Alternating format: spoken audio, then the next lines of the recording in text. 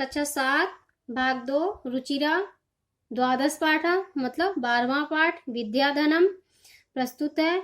ठीक है, शुरू करते हैं। विद्या रूपी धन की महिमा बताई गई है इस पाठ में और कितने सुंदर सुंदर श्लोक दिए गए हैं, इनका बहुत ही सुंदर सुंदर अर्थ है। तो हम लोग शुरुआत करते हैं।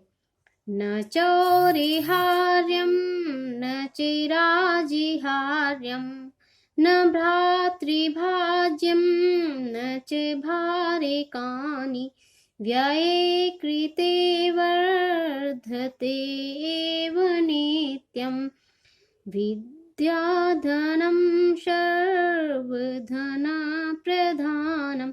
यह पद्य है, इसको गा करके ही पढ़ने में मजा आता है। तो बच्चों आप सभी ना इसी तरीके से गा के ही इसको पढ़ना, ठीक है। एक मतलब लय में इसको पढ़ने में ही अच्छा लगता है। न चौरेहार्यम न चिराजिहार्यम, न ही चोर चुरा सकता है, न च राजहार्यम, और न ही तो राजा हरण कर सकता है, मतलब अपना अधिकार दिखा सकता है, अपने अधिकार में ले सकता है। न भ्रातृभाज्यम न च भारेकानि न च भ्रातृभाज्यम, और न ही भाई उसको बांट सकते हैं, भाई बंधु उसको बांट सकते हैं। जैसे कोई 4-5 भाई हैं, कोई प्रॉपर्टी होती है तो वो बट जाती है, कोई बड़ा सा घर होता है वो मतलब पोर्शन बाय पोर्शन बट जाता है, लेकिन विद्या रूपी धन को ना ही कोई भाई बांट सकता है और ना ही अगर जो हम किसी भी चीज को लेके चलते हैं तो उसका बोझ रहता है, हमारे ऊपर भार रहता है, लेकिन विद्या रूपी धन का कोई भार नहीं होता। व्यये कृते वर्धते एव नित्यम, जैसे हमारे पास धन होता है, अगर जो हम व्यय करेंगे तो वो खर्च हो जाता है, लेकिन व्यय करते वर्धते एव नित्यम, लेकिन विद्या रूपी धन व्यय करने से रोज ही नित्य रूप से बढ़ता है। विद्याधनम सर्वधना प्रधानम, विद्या रूपी धन जो है ना वो सभी धनों में प्रधान है। फिर है विद्यानाम नरस्य रूपमधिकम प्रच्छन्न गुप्त धनम विद्या भोग करी यशः सुख करी विद्या गुरुणां गुरु विद्या बंधुजनो विदेशि गमने विद्या परा देवता विद्या राजसु पूज्यते नहि धनम विद्या विहीनः पशुः। कितना सुंदर श्लोक है। दूसरा श्लोक जो है ना और भी सुंदर है, ठीक है। विद्या नाम नरस्य रूपम अधिकम प्रच्छन्न गुप्तम धनम, कि विद्या जो नाम नरस्य मतलब मनुष्यों का छिपा हुआ गुप्त रूपी धन है। विद्या भोग करी, विद्या मतलब हमको यश संपदा प्रदान करने वाली है, सुख को प्रदान करने वाली है, और विद्या गुरुओं की गुरु है। विद्या बंधु जनो विदेश गमने, अगर जो हम कहीं विदेश में जाते हैं, कहीं हम अपने घर से बाहर जाते हैं तो विद्या हमारी क्या है, बंधु के समान है। और विद्या मतलब परामीन सबसे बड़ी देवता है। विद्या राज्य सुपूजते, और जो विद्वान पुरुष होते हैं उन्हीं की लोग पूजा करते हैं, चाहे राजा हो या कोई व्यक्ति हो, वो सभी मतलब सभी व्यक्ति विद्वान पुरुषों की ही सेवा करते हैं, उनकी पूजा करते हैं। न ही धनम, और धन की पूजा नहीं करते हैं, बल्कि विद्वान पुरुष की पूजा होती है। विद्या विहीन पशु, और जिसके पास विद्या नहीं है वो विद्या से विहीन व्यक्ति पशु के समान है, ठीक है। बहुत सुंदर श्लोक है। फिर आगे दिया है केयूराहन भूषयन्ति पुरुषम हारान चंद्रोज्ज्वला न स्नानं न विलेपनं न कुसुमं नालंकृता मूर्धजा वाळेकासमलंकरोति पुरुषं या संस्कृता धार्यते क्षीयन्तेऽखिले भूषणानि सततं वाग्भूषणं भूषणं कितना सुंदर श्लोक है, बहुत ही सुंदर इसका अर्थ है। केयूराहन भूषयंती, जो केयूराह मीन्स क्या होता है, जो बाहों पे नहीं बांधा जाता है, जो बाजू बंद होता है उसको कहते हैं केयूराह, ठीक है। मतलब बाजू बंद को बांधने से कोई भी सुशोभित नहीं होता है। पुरुषम हारान चंद्रोज्ज्वला, और ना ही तो पुरुष मतलब चंद्रमा की किरणों से चंद्रमा के समान केयूराह मतलब बाजू बंद को धारण करने से व्यक्ति चंद्रमा के समान सुशोभित नहीं होता है। न स्नानम न विलेपनम न कुसुमम न अलंकृता मूर्धजा, मतलब बालों में कुसुम को धारण करने से और न ही स्नान से न ही चंदन आदि के लेपन से व्यक्ति सुंदर होता है। वाणे का शम अलंकरोति पुरुषम या संस्कृता धारेते, वाणे का वाणी ही एक शम अलंकरोति मतलब एक अलंकृत वाणी है, सुंदर वाणी है, उसके वचन सुंदर हैं, वो विद्वान है, ठीक है। अगर जो पुरुष इसको मतलब एक सुंदर वाणी विद्वता ज्ञान शिक्षा को धारण करता है तो वही व्यक्ति सुंदर है। क्षीयन्ते खिल भूषणानि, मतलब ये समस्त सुख जो है ना, चाहे हमारा बाजू बंद हो या स्नान हो विलोपन हो कुसुम, ये सब नष्ट होने वाले हैं।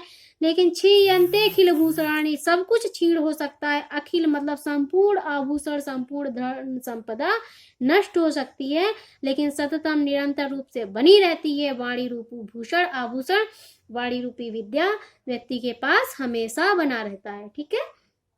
अगला श्लोक है विद्यानाम नरस्य कीर्तिरतुला भाग्यच्छये चाश्रया धेनुः कामदुघारतिश्च विरहे नेत्रं तृतीयं च सा सत्कारायतनं कुलस्य महिमा रत्नैर्विनाभूषणम् तस्मादन्यमुपेक्षयति सर्वविषयं विद्याधिकारं कुरु। बहुत सुंदर सुंदर श्लोक हैं ये सारे श्लोक। भर्तरी एक महान कवि हुए हैं, उनका नीति शतक नाम की एक रचना है, ये उसी से लिए गए हैं। विद्या नाम नरस्य कीर्ति रतुलता, कहने का मतलब है कि विद्या नाम नरस्य कीर्ति रतुलता भाग्य क्षय चाश्रया, मतलब विद्या रूप का नाम ही मनुष्य की कीर्ति को मतलब बढ़ाना है। जब भाग्य क्षय मतलब सब कुछ नष्ट हो जाने पर विद्या ही आश्रय प्रदान करती है। धेनु काम दुधा रतिश्च विरहे नेत्रम तृतीयम चषा, और धेनु काम दुधा मतलब इच्छानुसार फल देने वाली है, धेनु के समान है। रतिश्च विरह, रति में मतलब किसी में भी अगर जो विरह प्राप्त होता है तो ये हमें जो है ना संपूर्ण सुखों को प्रदान करने वाली है। सत्कारायतनम कुलस्य महिमा रत्नई बिना भूषणम, मतलब सत्काराय सम्मान का केंद्र है, समूह है। कुलस्य मतलब समूह है, महिमा है।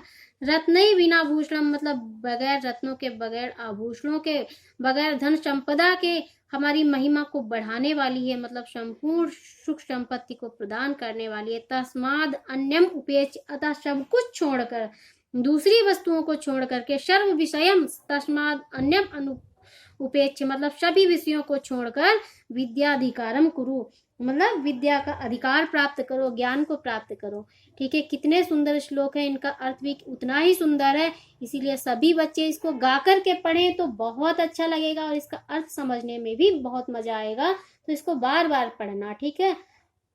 अब इसका मैं शब्दार्थ देखती हूँ, शब्दार्थ देख लो, क्योंकि संस्कृत को जान रहे हो तो उसका अर्थ भी जानना चाहिए शब्दों का। कि चौरहार्यम लिखा है कि चोरों के द्वारा चुराने योग, राजहार्यम राजा के द्वारा छीनने योग, भ्रातभाज्यम भाइयों के द्वारा बांटने योग, भार का निभार बढ़ाने वाली, प्रच्छन्न गुप्तम अत्यंत गुप्त, भोग करी भोग का साधन उपलब्ध कराने वाली, परा मीन्स सबसे बड़ी, राजस मीन्स राजाओं में, केयूरा मीन्स बाजूबंद, और चंद्रोज्ज्वला चंद्रमा के समान चमकदार, चंद्र प्लस उज्ज्वला गुण संधि हुई है, ठीक है यहाँ पे। फिर विलेपनम मतलब शरीर पर लेप करने योग्य सुगंधित द्रव्य चंदन के शरादि, न अलंकृत न अलंकृत, यहाँ पे दीर्घ संधि हुई है, ध्यान रखना चाहिए। नहीं सजाया हुआ मूर्धजा वेड़ी चोटी वाड़े का वाड़ी प्लस एक, ठीक है, एकमात्र वाणी शम अलंकृत अच्छी तरह सुशोभित करती है। संस्कृता संस्कार युक्त परिष्कृत धार्यते मतलब धारण की जाती है। क्षीयन्ते खिल भूषणानि मतलब संपूर्ण आभूषण नष्ट हो जाने पर, क्षीयन्ते अखिल भूषणानि अखिल भूषणानि, ठीक है, संपूर्ण आभूषणों के नष्ट हो जाने पर। फिर क्या दिया है, भाग्य क्षय मतलब अच्छे दिन बीत जाने पर। अष्टया सहारा काम दुगा इच्छानुसार फल देने वाली। सत्कारायतनम सम्मान का केंद्र या समूह। रत्न बिना रत्नों से रहित। विद्याधिकारम विद्या पर अधिकार।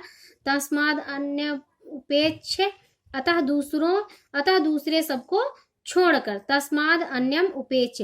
फिर नीचे दिया गया है कि उपयुक्त कथनानाम समक्षम आम अनुपयुक्त कथनानाम समक्षम न इति लिखत। तो विद्या राजसु पूज्यते आम एकदम सही है। वाग भूषणम भूषणम न, तो न नहीं, वाग भूषणम भूषणम है तो यहाँ पे क्या हो जाएगा, न आ जाएगा। फिर विद्या धनम सर्व धनेषु प्रधानम आम आ जाएगा यहाँ पे। फिर विदेश गमने विद्या बंधु जना न भवति, ये विदेश जाने पर विद्या बंधु जना भवति होगा तो न लगा दिया तो यहाँ पे ना ही आएगा। सर्वम विहाय विद्याधिकारम कुरु आम यहाँ पे आएगा, ठीक है। फिर इसके बाद में थोड़ा ये पुल्लिंग स्त्रीलिंग वाला भी सिस्टम है कि अधोलिखिता नाम पदानाम लिंगम विभक्तिम वचनम लिखत, ठीक है। नरस्य लिखा है तो यहाँ पे क्या आएगा, यहाँ पे आएगा पदानी मतलब नरस्य पुल्लिंग में है, षष्ठी विभक्ति एक वचन का है। गुरुणाम पुल्लिंग है, षष्ठी विभक्ति बहुवचन का है। केयुराह पुल्लिंग है, प्रथमा विभक्ति बहुवचन का है। कीर्तिम स्त्रीलिंग में है, द्वितीय विभक्ति एक वचन का है, ठीक है। और भूषणानि नपुंसक लिंग का है, प्रथमा और द्वितीय में बनता है, बहुवचन का है। फिर हमें ये मिलाना है, विद्या राजसु पूज्यते नहीं धनम विद्या विहीना पशु, ये इससे मिलेगा, ठीक है। केयूरान भूषयन्ति पुरुषम तो हारान चंद्रोज्ज्वला, ये इससे मिलेगा। न चौरहार्यम न राजहार्यम और न भ्रात भाज्यम, ठीक है। न च भारकानि सत्कारायतनम कुलस्य महिमा क्या होगा, रत्नै बिना भूषणम वाडेकाशम अलंकरोति पुरुषम या संस्कृता धार्यते, ये हमारा मिलान हो गया, ठीक है। फिर क्या है कि एक पदेन प्रश्नानाम उत्तराणि। कह पशु विद्या विहीना पशु। का भोग करी विद्या भोग करी। के पुरुषम न भूषयन्ति के युराह आएगा, ठीक है। का एका पुरुषम समलंकरोति तो वाड़ एका समलंकरोति पुरुषम या संस्कृता धार्यते, ये वाड़ी वाला आ जाएगा, ठीक है। फिर कानि छीयन्ते भूषणानि, ठीक है, सब कुछ छीड़ हो जाता है। अखिल भूषणानि छीयन्ते, लेकिन विद्या छीड़ नहीं होती है, ठीक है।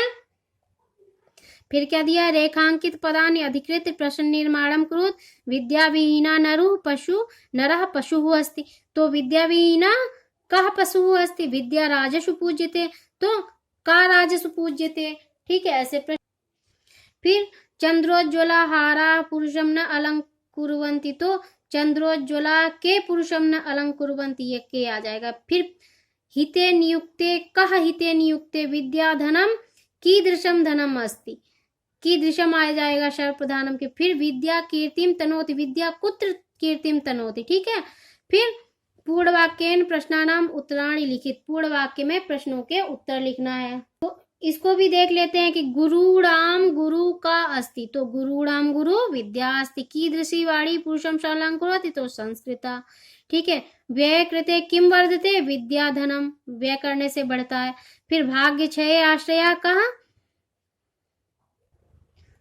भाग्य क्षय आश्रया का विद्या, ठीक है। फिर हमको ये पुल्लिंग स्त्रीलिंग हारा, हारा में क्या आएगा, ये पुल्लिंग में है, स्त्रीलिंग में और नपुंसक लिंग में इसको हमें लिखना है, ठीक है। हारा पे क्या आएगा, हारा मूर्धजा। फिर अलंकृता, अलंकृता मतलब विद्या, ठीक। भूषणम, भूषणम में क्या आएगा, संस्कृता, ठीक है। फिर यहाँ पे क्या आएगा, 4 नंबर पे क्या आएगा? पशु।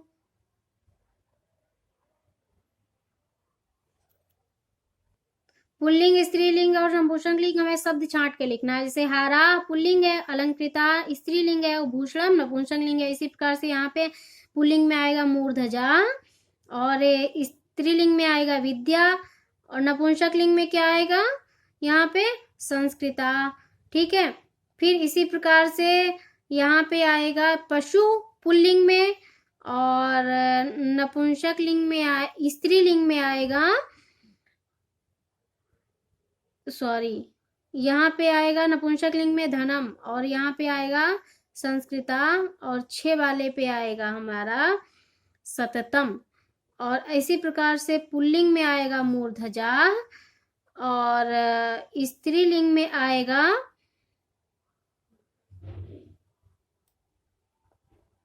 रति और नपुंसक लिंग में आएगा कुसुमम। ठीक है, इस प्रकार से ये पाठ हमारा कंप्लीट हुआ। सब लोग अच्छे से इसका रिवीजन कर लेना। बहुत सुंदर पाठ।